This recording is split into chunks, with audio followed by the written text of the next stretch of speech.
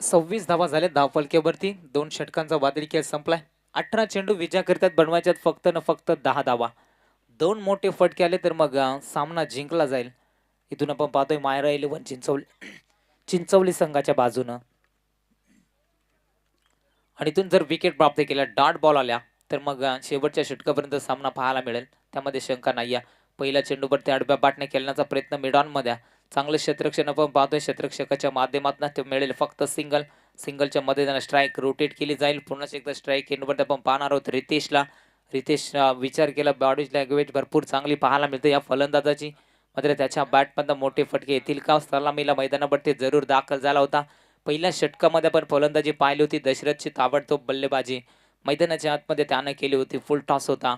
हलक्या हाताने खेळला जातोय. मिड विकेटला थोड्याशा चुका क्षेत्ररक्षकाच्या माध्यमातून एका धावेला लगेच दुहेरीमध्ये कन्वर्ट केले जातात. 2 धावेनं संघ पुढे सरसावला जातोय. धावफलकेवरती जाऊन पोहोचला जातोय.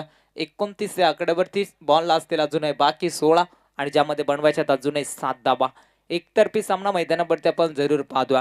म्हणजे ज्या अनुषंगाने आपण पाहिलं तर पहिल्या डावामध्ये कोंडेश्वर तारवाडे संघाने धावसंख्या कमी बनवली होती आणि त्याच नंतर आक्रमण केला जातोय. यावेळी फटका पसला. Miss timing shot long on मध्ये पकडला जातोय. जल संपलाय फलंदाज रितेशचा खेळ. धक्का क्रमांक 2.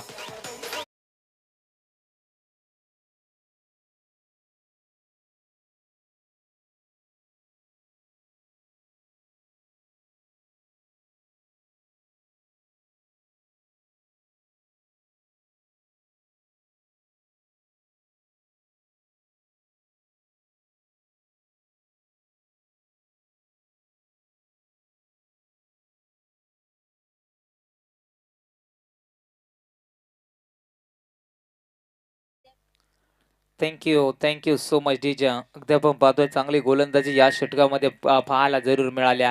गोलंदाजाच्या माध्यमातून समोर फलंदाज नौका बॅटर मैदानावरती लो स्कोरिंग सामना जरूर सिंगल डबलला प्राधान्य दिला तरी सामना जिंकला येतो. मात्र मैदानावरती काय घडलं जात आहे? विकेट आणि विकेट प्राप्त केले जात आहेत.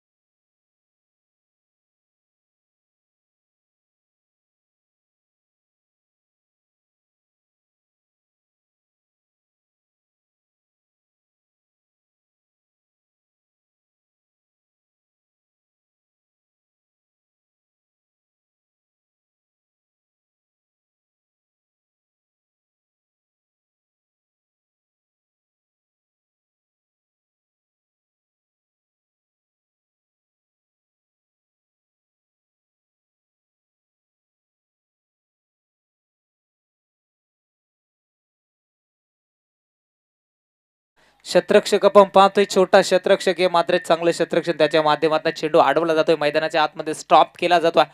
फेकी खराब पाहायला मिळते. आणि ज्या ठिकाणी एक धाव होती त्या ठिकाणी जर आपण पाहायला गेलो तर अगदी 3 धावा वेगाने कन्वर्ट केला. 3 धावेने संघ पुढे सरसावला जाईल. धावफलकेवरती 32 या आकड्यावरती पोहोचला जातोय. समीकरण राहिला जातोय 13 चेंडू आणि विजय करतात बनवायच्या 4 धावा. इथून एखाद मोठा फटका आला तर सामना जिंकेल चिंचवली संघाच्या बाजूनं. मात्र इथून जर डॉट बॉल आला तर शेवटच्या चेंडू षटकापर्यंत सामना पाहायला मिळेल. फटका सुरेख्या बॅटच्या स्लॉट मध्ये बॉल चाललाय पार्किंग प्लॉट मध्ये. 6 धावेसाठी ठोकलाय षटकाराने. सामना इथून जिंकलाय मायरा 11 चिंचवली या संघानं. मोतीरामच्या बॅट